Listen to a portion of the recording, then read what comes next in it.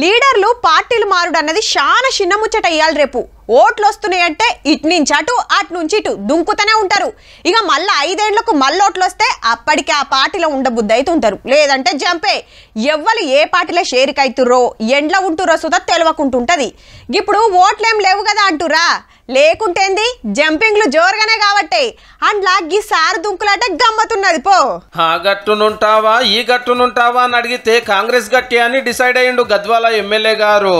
బండ్ల Krishnamohan Reddy sir ఇంటికి మంత్రి Jupally sir పోయి పొద్దుగాల నాష్ట చేసి ముచ్చట పెడితే ఈ పార్టీలోనే ఉంటా అన్నాడట. ఈ నియోజకవర్గ అభివృద్ధి కోసమే కృష్ణమోహన్ రెడ్డి గారు మాతో పాటు వచ్చిండు.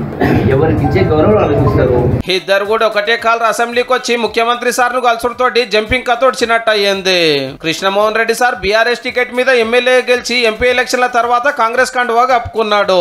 అయితే నెలగిట్లా కాకముందుకే మొన్న అసెంబ్లీ ఆఫీస్ లా కార్య ఎమ్మెల్యేలతో కనబడే వరకు సొంత పార్టీలకు వచ్చిందని గొప్పగా చెప్పుకున్నారు గులాబీ లీడర్లు.